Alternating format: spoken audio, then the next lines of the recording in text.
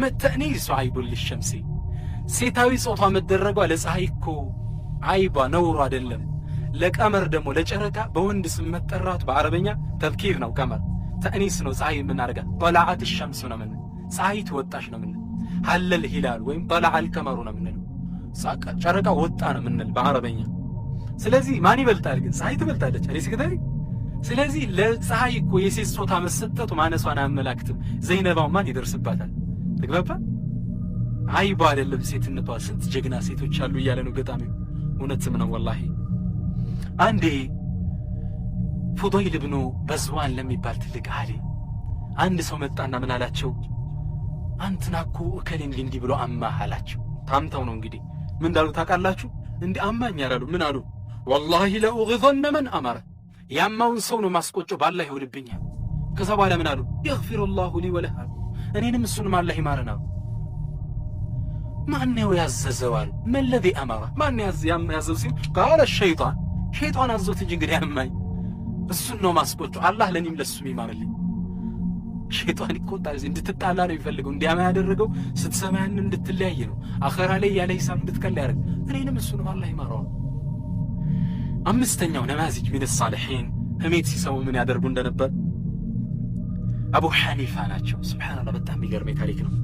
አቡ ሐኒፋ አንዴ ምን ይሰማሉ? አንድ ሰው ዑስማንን ከሙስሊሞች እኮ ነው በሳቸው ዘመን ሰይድና ዑስማንን ሶስተኛውን ኸሊፋ ይሁዳ ናቸው ብሎ ይሳደባል። ሙስሊም እኮ ነው። አላህ ከምላሱ ለምታ ይጠብቀን። እንዲህ ብሎ ይሳደብ እንደሆነ ሰሙ ዑስማንን ነብዩ ሰለላሁ ዐለይሂ ወሰለም ምን ይሉታል? ኢነል መላኢከተ ለተስተሒ ሚን ዑስማን ይላል። መላኢኮች እንኳን ከዑስማን ሐያ ያደርጋሉ፣ ያከብሩታል መላኢኮች ዑስማን በጣም ሀብታም ነው። ሰደቃ የሰጠ ጊዜ ውር ነው የሚመስል፣ እብድ ነው የሚመስል። ለዛ ነው አንድ ትልቅ ሰደቃ ሰጠና ነብዩ ሰለላሁ ዐለይሂ ወሰለም ምን ብሎ ዱዓ እንዳደረጉለት ታውቃላችሁ? ያ ዑስማን አሉት ገፈረ ላሁ ለከ ያ ዑስማን ማ ቀደምተ ወማ አኸርተ ወማ አስረርተ ወማ ሁወ ካኢኑን ሚንከ ወማ ሁወ ካኢኑን ኢላ የውም ልቅያማ። አንተ ዑስማን ይህ ላደረግከው ችሮታ አላህ ወንጀልክን ይማርህ፣ ያሳለፍከውን ይማርህ፣ የወደፊት ምትሰራውን እስኪ የውም ልቅያማ አላህ ይማርህ እንዳለ። ዙኑረይን ይሏቸዋል ዑለሞች። የሁለት ኑር ባለአባት ናቸው። የነቢዩን ሰለላሁ ዐለይሂ ወሰለም ሁለት ልጆች አግብተዋል። ኡሙ ኩልሱምንና ሩቂያን ያገቡ ማን ናቸው? ሰይድና ዑስማን አግብተዋል። ሁለቱ ሲሞቱባቸው ነቢ ሰለላሁ ዐለይሂ ወሰለም ዑስማን ሆይ ወላሂ ሶስተኛ ልጅ ቢኖረኝ ኑሮ በሰጠው ነበር አሉት። እንዲህ አይነቱን ታላቁን ሱሐባ ምን እያለ ያማል? ይሄ ሰው ይሁዳ ናቸው። አቡ ሐኒፋ ይህን ሲሰሙ ተናደዱ። ይህን ሰው ስርዓት ማሳዝ አለብኝ ብለው ከዑስማን ክብር ቆሻሻ ሊገፉ ሄዱና ያን ሰው ምን አሉት? አንዲት ልጅ አለችው፣ ልጅህን ላጅ መጥቻለሁ አሉት። ላጫት ለሰው መጥቻለሁ አላቸው። እንደዛ ሲሉት እሺ ምን አለ አቡ ሐኒፋ እርሶን የሚያይ ትልቅ ሰው መጥተው ነው አህለን ወመርሐበን አለ። ሳቅ ብሎ ተቀበላቸው። ምን አይነት ሰው ነው ግን እስኪ ንገሩኛል። አይ ሰውየውም ሀብታም ነው፣ ሌሊት ቆሞ በቁርአን ሲቀራ ነው የሚያድር፣ ሰደቃ ሲሰጥ ሌላ ነው፣ ቸር ነው፣ ደግ ነው፣ ብዙ ነገሩ። ያ አባ ሐኒፋ አንተ አቡ ሐኒፋ ወይ እንዲህ አይነት ሰውማ ተገንቶ ይመለሳል? ያውም በእርሶ መጡ ሲሉት ግን አንድ አይብ አለበት አሉት። ምን አይብ አለበተው? አይቡ ምንድን ነው? ኢነሁ የሁድይ ይሁዳ ነው ግን አሉት። ሰውየው ተቆጣ። ፈተገየዘ ሚነል መይዝ በጣም ተቆጣ።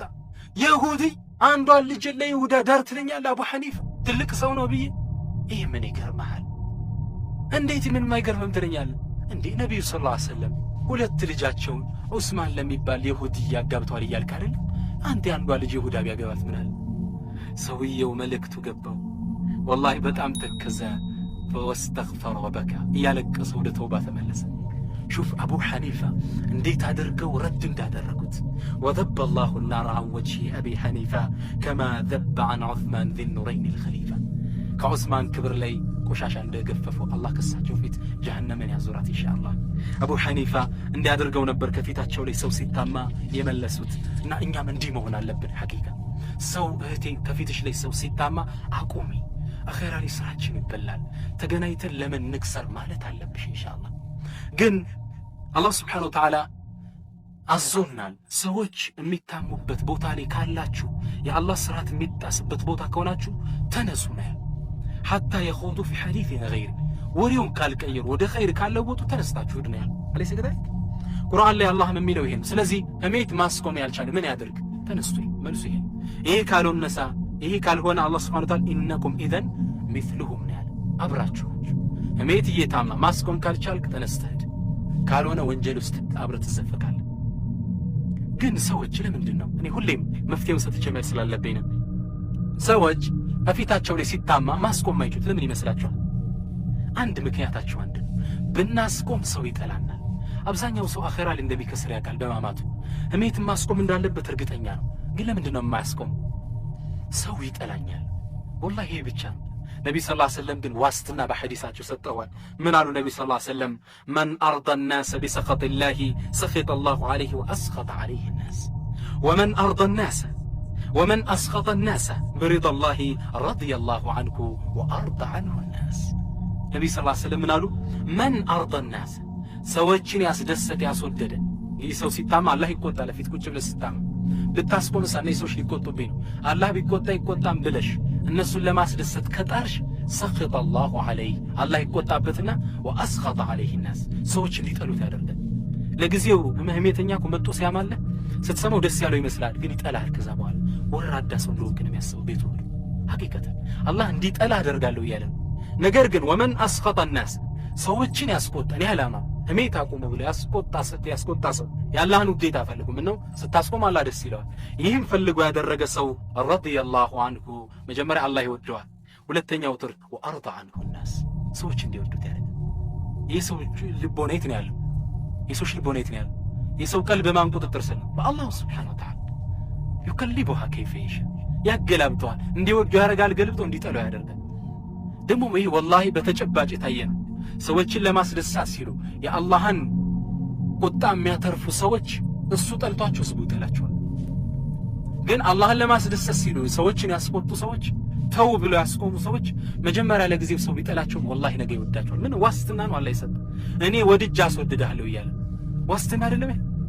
ወላሂ በተጨባጭ የታየ ሐቅ የሚናገሩ ሰዎች፣ እውነትን የሚያዙ ሰዎች፣ ከመጥፎ የሚከለክሉ ለጊዜው ሰው አይ እነዚህ ቢላቸውም ነገ ከነገ ወዲያ የሚወደዱ እነዚህ ሰዎች ናቸው። እመኔታ የሚጣልባቸው ህዝቡ የሚያምናቸው ሰዎች እነዚህ ናቸው። ወላሂ አንዴ በታክሲ ባለቤቴ ጋር እየሄድኩ እያለ አንዲት ሴትዮ ታክሲ ላይ ስለ አንዲት ሴት ትናገራለች። ምን ትላለች? እከሊት እኮ እንዴት ያለች ጎበዝ መሰለች፣ ከእሷ ፊት እኮ ሰው ማማት አይችልም፣ አቁሙ ነው የምትላለች። ገረመኝ እኔ ወላሂ። ምን ነው ይህ ዋስትና? ሰው ለጊዜ ያረዳ እሱ መخለፍ ነው ሊል ይችላል።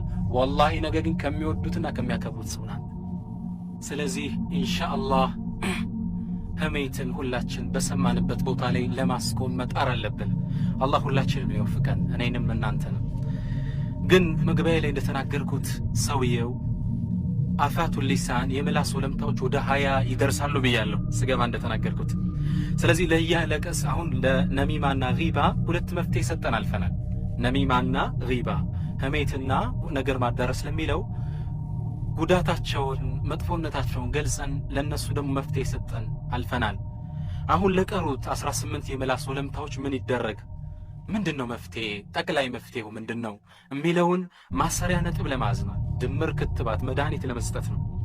ዑለማ አሉ ከምላስ ወለምታ እንዳለ ለመዳን ሰውየው ከፈለገ የሚከተሉን ይከተላሉ።